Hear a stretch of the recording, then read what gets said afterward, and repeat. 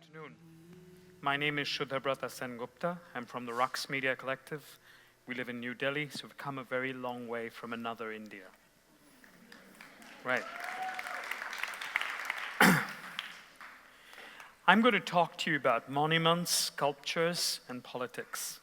And I want to begin by talking about the first political art project in known history, the Monument of Eponymous Heroes. And that's a tacky little picture in ancient Athens. When democracy was being realized, a man called Pleisthenes commissioned a public art project where 10 heroes would be memorialized so that people would know who their leaders were. Ever since then, democracies and people's democracies have needed lots of big sculpture. Here is the Czech People's Democracy dedicating a work of art to a great leader called Joseph Stalin. It takes a while to see it go through its processes. Here it is standing, and here is a moment of reconstruction. Right. Here's another great leader installed, Mr. Mohandas Gandhi, in the campus of Ghana University, and then now being taken off, because a lot of people in Ghana, rightly so, thought that Mohandas Gandhi was in fact racist, which he was. Because in South Africa, he advocated placing Indians on higher positions than native South Africans. That was his whole claim to activism in South Africa. A different, perhaps not very well-known story. Here's another great leader. And this is a public relations announcement by the government of the western state of Gujarat, announcing the creation of the tallest sculpture of all time. All right? So it gives you an idea of how big Mr.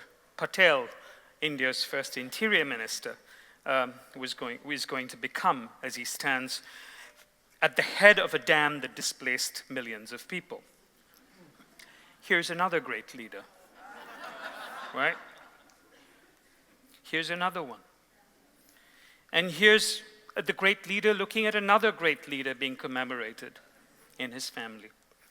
Democracies need sculpture. There are various kinds of sculpture. This is Mr. Narendra Modi, the Prime Minister of India, meeting himself in effigy at the Madame Tussauds Museum. You don't just need cement and rock. Wax does just as well. It's very lifelike. And what I like really about these little films is how the great leader meets himself. There's a story about Uday Hussain and his double, who had to be injured on his kneecaps exactly when Uday Hussain had to be injured. Whenever the great leader had an accident, the double had an accident. So I suppose, the wax model is up for some damage. Anyway, so that's how democracies represent themselves to their peoples. He often wondered whether any of the others grasped that he had done it solely to avoid looking like a fool. I take this quote from a short essay by George Orwell, whose face I will not show to you, because he does not count amongst the great leaders of democracies. He wrote this in an essay called Shooting the Elephant, in which he tried to see himself as a representative of ruling power, and to see and understand the predicament of being someone who wields a gun in order to protect power from people. Here is another mode of protection.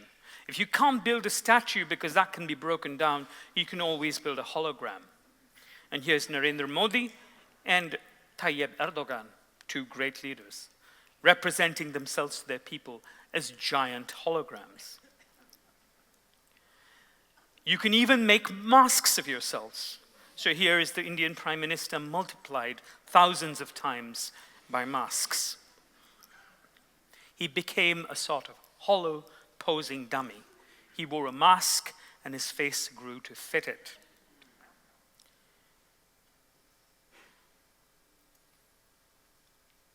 My name is Ozymandias, King of Kings. Look on my works, ye mighty, and despair. In the end, the art historical record shows us that the artistic efforts of great ruling powers always end as debris. Sculptures fall apart.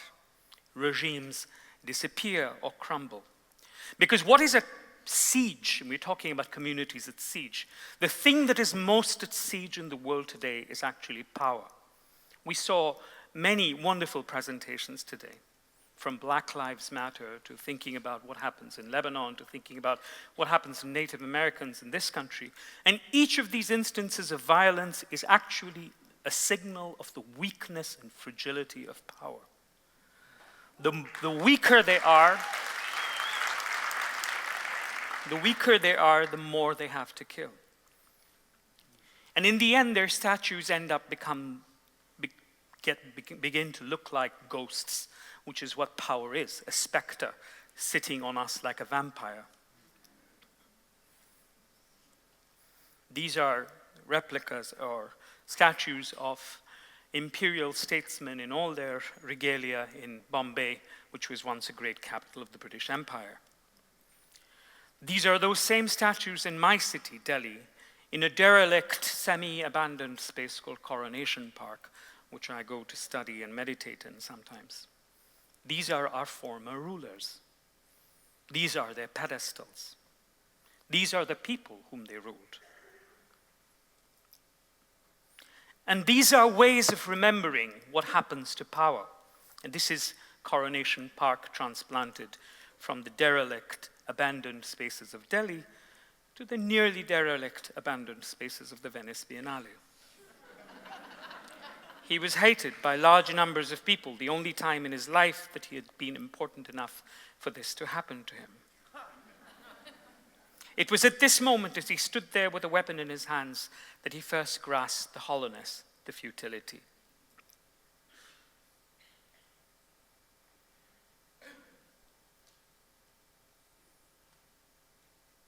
He fired again into the same spot.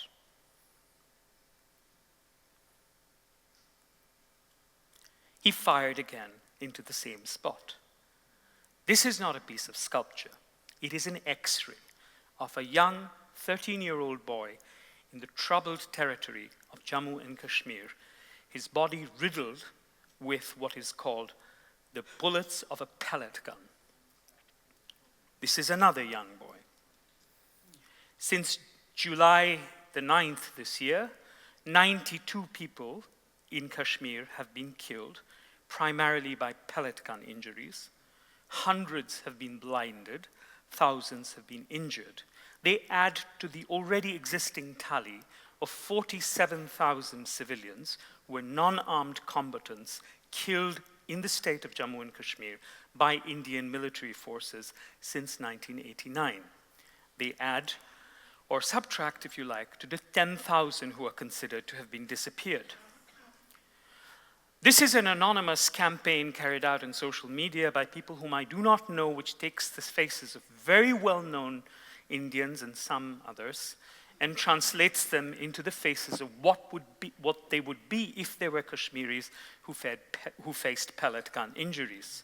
Amitabh Bachchan, great film star, Narendra Modi, Prime Minister, Shah Rukh Khan, another film star, and the last face is one you know well. This is a letter to the last face. Dear Mark, you have been such an inspiration for us, staying strong and uplifting our spirits with your resilience. However, we are sorry to have let you down.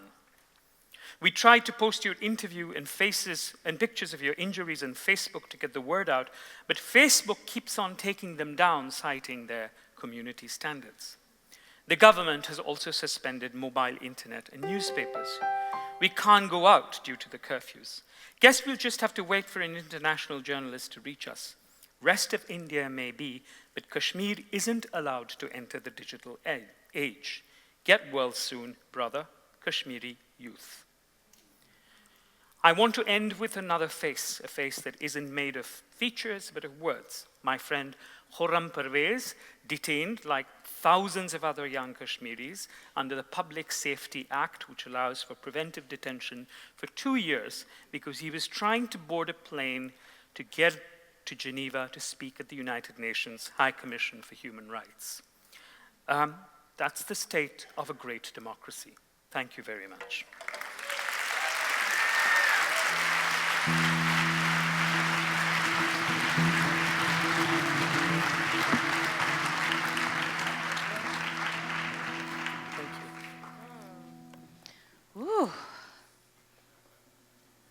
Wow.